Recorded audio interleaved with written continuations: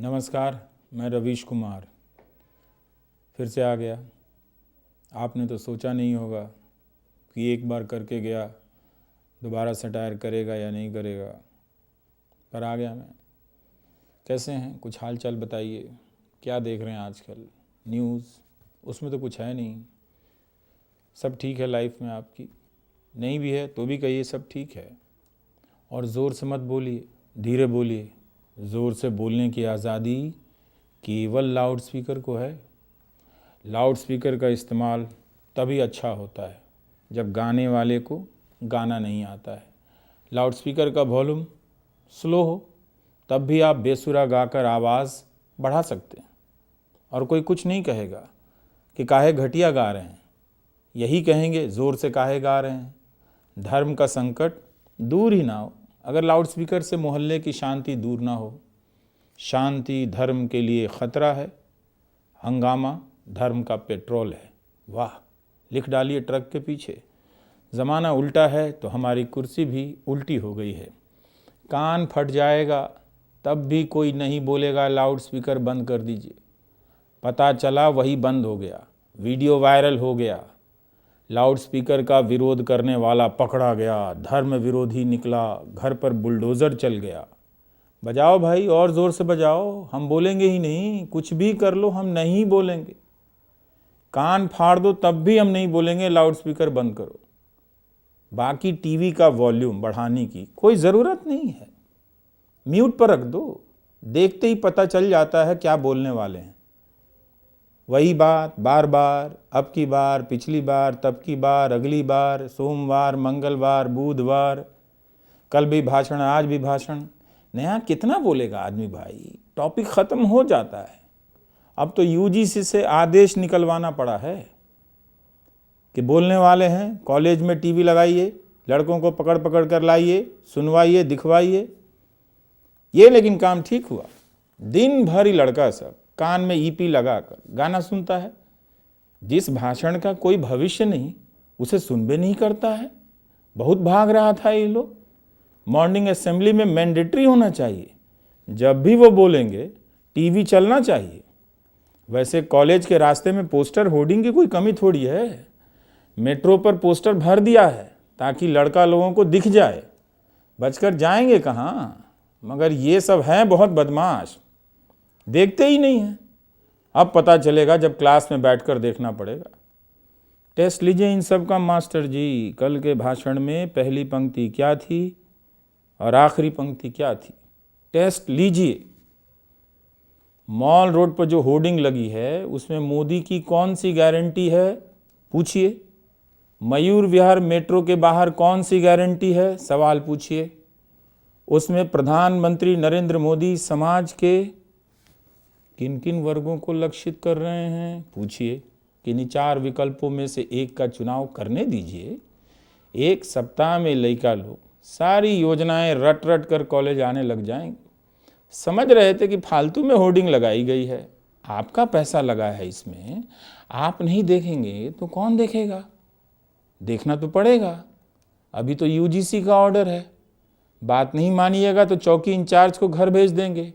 देखेंगे कैसे नहीं? फैंसी ड्रेस में तो मुकाबला ही नहीं है, बिल्कुल नहीं।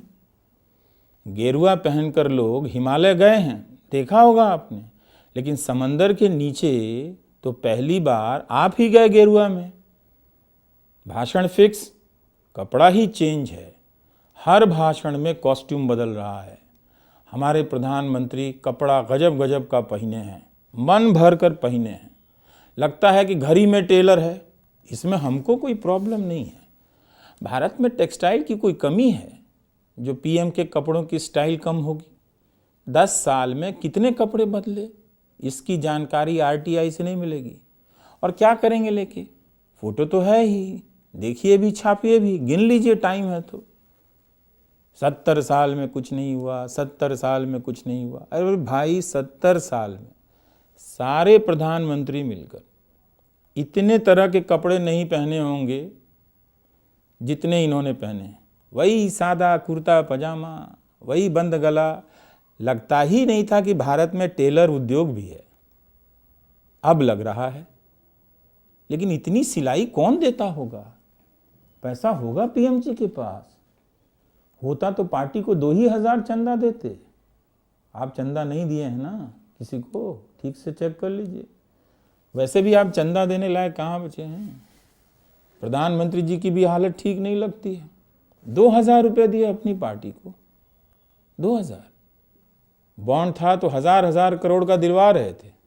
जब चंदा देना पड़ा, खुद देना पड़ा, तो दिए 2,000।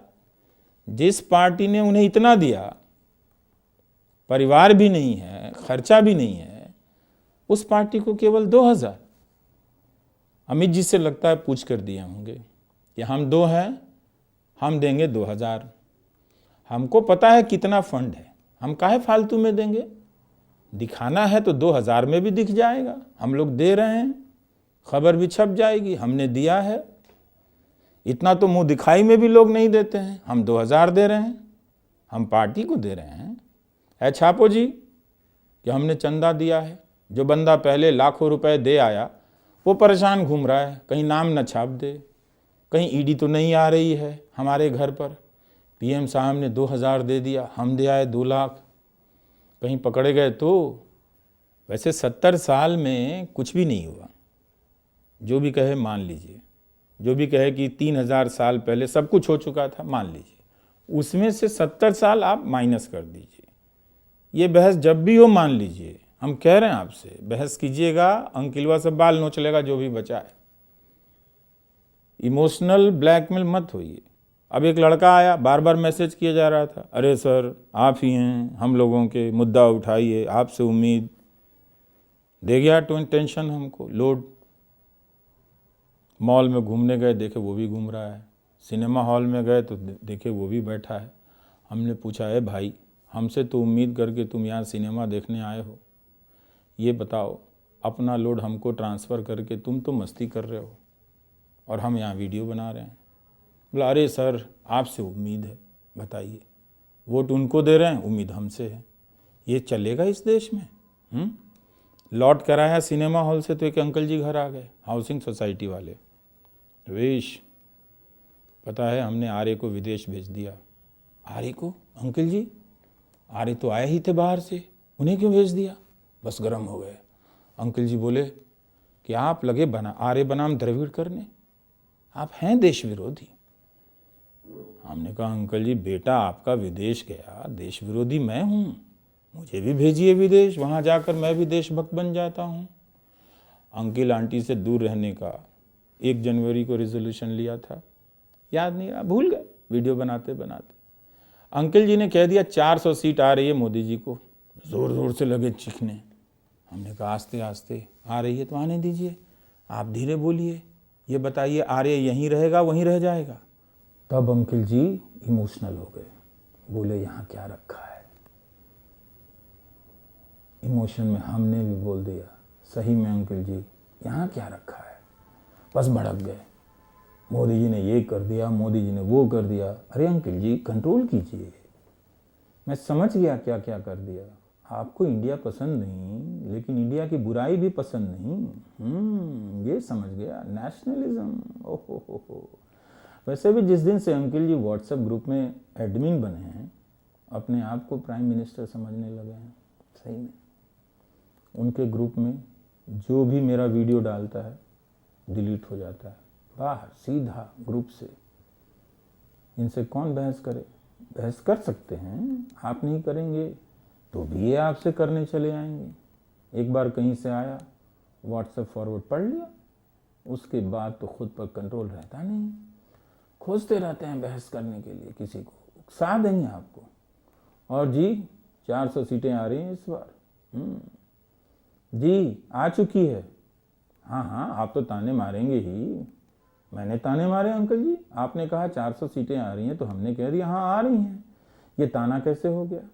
वैसे एक टिप दे रहा हूँ, अंकिल सबसे जब भी बहस करें बुशर्ट के नीचे गंजी पहना करें। अगर गुस्से में अंकिलों के गिरोह ने आपकी शर्ट फाड़ दी तो कम से कम गंजी में घर लौटने की हालत में बचेंगे। गंजी ही हम भारतीयों का इनर सेल्फ है। वैसे इंडिया वाले गंजी क्यों पहनते हैं? और गंजी के जितने ब्रांड एम्बेसडर हैं वो शर्ट क्यों नहीं पहनते हैं? चक्कर क्या है? क्या मैं इंडिया को समझ नहीं पा रहा हूँ, या आपने भी समझना छोड़ दिया है? एक चीज़ बताता हूँ, फ्री अनाज का सकारात्मक असर हुआ है प्रधानमंत्री गरीब कल्याण योजना का। मुझे पता है आपने गेस कर लिया, यही ना कि मोदी जी को 5 किलो अनाज के बदले 1-1 वोट मिलेगा। क्या बात करते हैं, मोदी जी भूखे भी रख दें तो भी आप वोट देंगे। आप अनाज पर आरोप मत लगाइए, बात सुनिए, जो हम कह रहे हैं उस पर ध्यान लगाइए। अभी मैंने तो कुछ कहा नहीं, ये घटना यूपी की है, उत्तर प्रदेश की। 2 लुटेरे आए, 2 हाथ में बंदूकें थीं, 2 सामने पिज्ज़ा की दुकान, कैमरा ऑन था, डाकू भीतर। योगी जी का राजपाट, पिज्ज़ा की दुकान में लूटपाट। जानते हैं दोनों ने क्या किया? पिज्ज़ा छोड़ दिया, हाथ ही नहीं लगाया। 1 पीस 2 पीस कुछ तो खा लेते, सीजनिंग ही उठा लेते, सॉस डाल लेते, टिश्यू पेपर तक नहीं टच किया। दोनों कैश लूट कर चले गए। पिज्ज़ा की दुकान में डाका पड़ा और पिज्ज़ा पूरी तरह सुरक्षित। इंडियन करेंसी अगवा, इटालियन व्यंजन सुरक्षित। इसे कहते हैं राम राज्य। ये हुआ कैसे? दोनों का पेट भरा था, मन हरा था, फ्री में अनाज मिला था, माड़ भात खाया था, पिज्ज़ा छोड़कर कैश लेकर चला गया, सब ठीक है। ज़्यादा हम बोलना नहीं चाहते, लोगों को बुरा लग जाता है, नेगेटिव बोलता है। हम सोचे कि धीरे धीरे बोलते हैं, कहेंगे कि काहे बड़बड़ा रहे थे। हम बोल देंगे हुजूर हम बड़बड़ा नहीं रहे थे, बुदबुदा रहे थे। वैसे देश में सब ठीक है, खट्टर जी की कुर्सी चली गई, लेकिन सब योगी जी की तरफ देखने लगे। योगी जी को ये सब कहाँ ठीक लगता है, इसलिए आपको दोषियंत की तरफ देखने के लिए तका दिए। राहुल गांधी को दोष दे रहे थे, पार्टी नहीं संभलती है इनसे, अब संभाल कर दिखाइए पहले 10 विधायकों वाली पार्टी कैसे संभाली जाती है। जा रहे हैं, कहाँ जाएंगे? विदेश नहीं जा सकते। पहले ही से लोग सीट लूट लिया है, उधर सीट खाली नहीं है। अमेरिका जाइएगा, लोग बाउंड्री वॉल से कूद जा रहा अमेरिका में। हम लोग कहीं के नहीं रहे, यहीं के थे, यहीं के रहे। सैड न्यूज़ में क्या फ़न न्यूज़ है? कोई फ़न न्यूज़ नहीं है, कोई न्यूज़ फ़न नहीं है, ना लड़कपन है, ना बांकपन है, कुछ भी नहीं है। नमस्कार, मैं रवीश कुमार।